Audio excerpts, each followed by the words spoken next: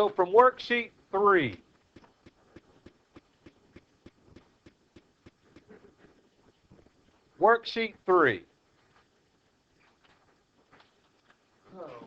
questions.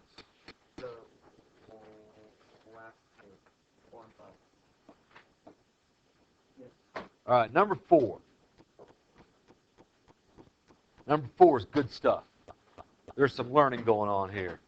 If v of t is the velocity of a particle moving along the x-axis at time t, and the position x of t, well, I hate it when they call x the name of a function, don't you? Again, they love messing with your concept of proper notation. Is 5 at time, is it what they do in physics?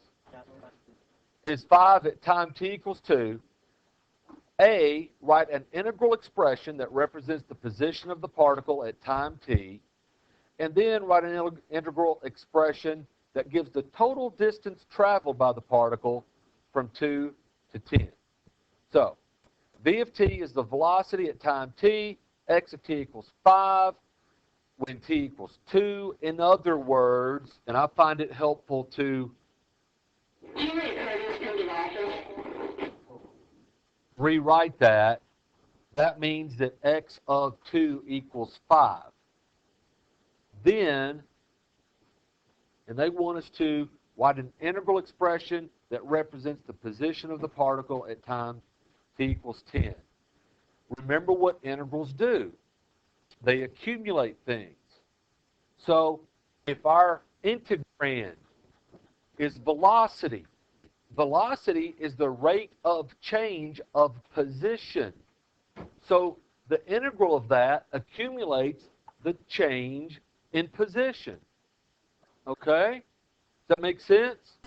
Since whatever the integrand is the rate of change of, the integral accumulates the change of that. So since velocity is the rate of change of position, then the integral from, and why did I start at 0?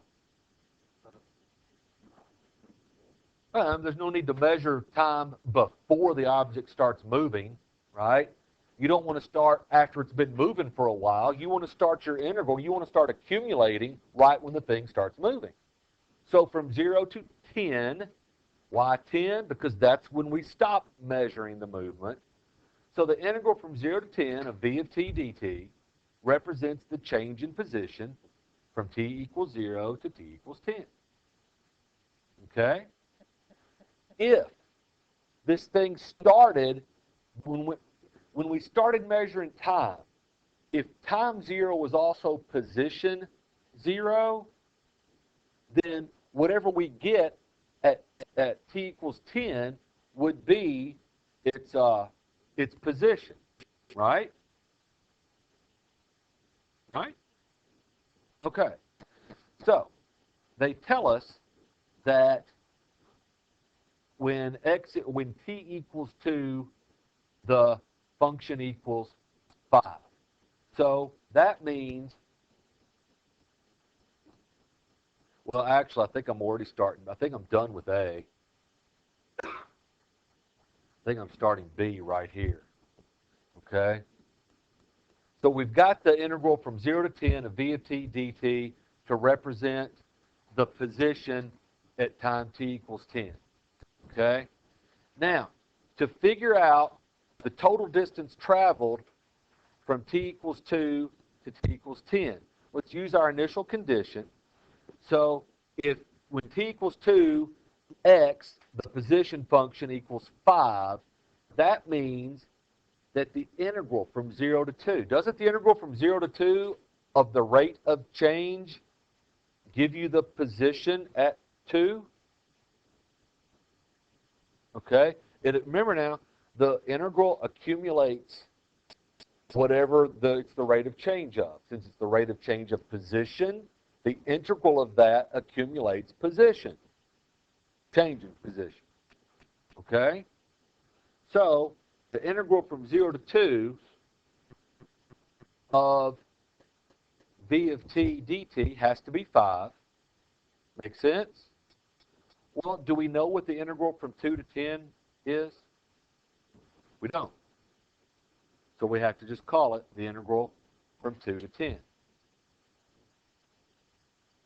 Now, since the integral from 2 to 10 gives the accumulated change in position from 2 to 10, then that's where we need to start to answer this question. Okay? So remember what we're answering. Write an integral expression that gives the total distance traveled from t equals 2 to t equals 10. If the object's always moving in the positive direction, that integral from 2 to 10 gives you the total distance traveled, doesn't it? It gives you the change in position. It accumulates the change in position, which if it's always going forward, would be the total distance traveled. So the integral from 2 to 10 of v of t dt gives the change in position from t equals 2 to t equals 10, but that might not equal the total distance traveled because the particle might go back and forth. They don't say it does. They don't say it doesn't. Okay? So I said left and or right, if right be in the positive direction. Okay? So how do we make sure that it gives us the total distance traveled, not just the, because look, it may move forward 5 units and then move backwards 5 units and end up exactly where it started. Okay? The change in position might be nothing, but that doesn't mean it didn't travel anywhere. Okay? So, to make sure you get the total distance traveled, not just the change in position, take the absolute value of the velocity. Because that way, if the velocity is ever negative, meaning that the object's moving to the left or moving backwards, the absolute value sign changes that to positive, keeps measuring the distance. Make sense? Does it? Okay. Now, if the function they gave us was the speed instead of the velocity, then we wouldn't care. We wouldn't have to have the absolute value signs because speed is defined to be the absolute value of the velocity. Okay? They're different. Velocity has a direction, speed doesn't. Okay? A car traveling backwards at 50 miles per hour would have a velocity of negative 50 miles per hour. But its speed is 50 miles per hour. Okay? So speed is the absolute value of velocity. So here's what you need. The change in position can always be found by taking the integral from A to B, from where you start measuring the time to where you stop, of the velocity function dt. If it's always going in the positive direction, that's also the total distance traveled. But it may not be. So, to get the total distance traveled, take the absolute value of the velocity and then integrate. And one final thing you're going to need to remember, and motion is what we're going to start concentrating on next week. The final thing you need to remember is that the integral from 0 to, I just made up a time b, of the velocity function tells you the position of the object at time t equals b. Now, we're assuming what? You start at 0. Okay? So, does number 4 help? Or does that help for number 4? That was a tough problem. Number 5. All right, let's see. If P of t is the rate of growth of a rabbit population measured in rabbits per year, and there were 100 rabbits in the year 2005, which is t equals 0, so if you don't have a 0, you make it a 0, okay? Write an integral expression that represents the rabbit population in 2007. I remember an AP question in the past where they threw some coyotes in there to eat the rabbits. Got a little bit complicated, okay? So, since P of t is the rate of growth of the number of rabbits per year, and P of 0 equals 100, right? They told us to call that t equals 0 the year they started, and there's 100 of them. So p of 0 equals 100. Then the integral from 0 to 2 of p of t dt represents the change in the number of rabbits from t equals 0 years to t equals 2 years. Okay? Does that make sense? Therefore, the number of rabbits at the end of 2 years is the 100 that we started with plus however many we accumulated from 0 years to 2 years. So plus the integral from 0 to 2 of p of t dt. Since p of t is the rate of growth of number of rabbits, its integral is the change in the number of rabbits. Okay? If your integrand is a rate of change, then your integral is the amount of change. Okay? And the amount could be negative, right? There could be coyotes. On number 4, we had to deal with that by putting absolute value signs around the velocity to make sure that we actually accumulated the distance traveled, not just see where the thing ended. Okay? All right, anything else on worksheet 3? All right, let's take a look at worksheet 4. Number 91. Number 91 is a good one. A particle moves along the x-axis so that at any time t greater than 0, its acceleration is given by a of t equals the natural log of 1 plus 2 to the t.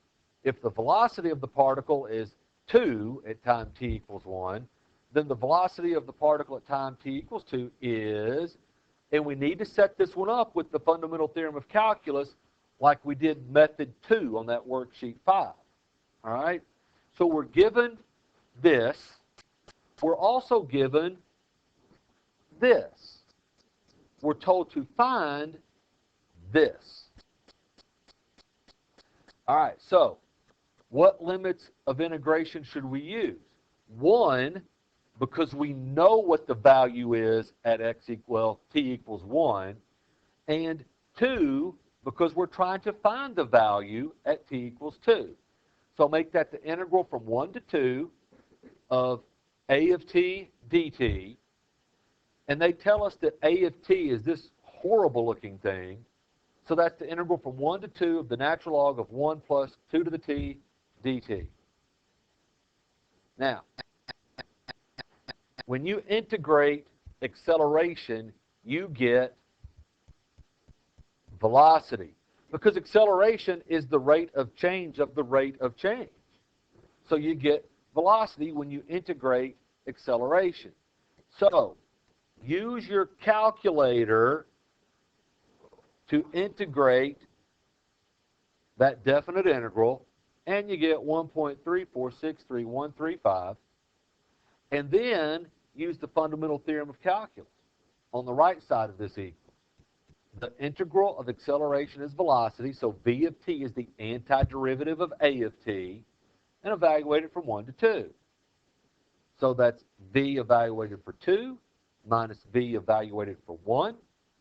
We're trying to find v of 2, so add v of 1 to both sides. That gets you here. What is v of 1? 2, they told us. So when I add 2 plus that integral, I get 3.346. So make sure on your calculator you can get that. And I think we've got time.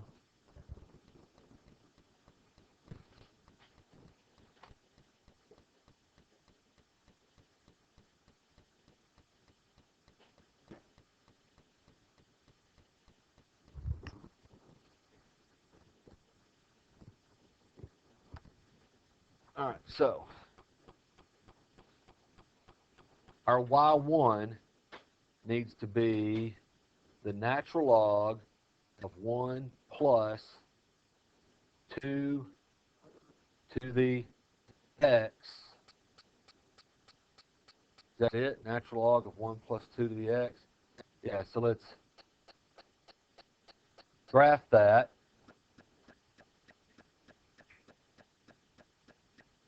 Okay, good. From 1 to 2, it's on the screen, so we're good. So now we do second calc, choose the integral. Our lower limit of integration is 1, hit enter. Our upper limit of integration is 2, hit enter, and there it is. And you've got to be able to do that on the AP test. And I would assume that it means you've got to be able to do that in college. Okay?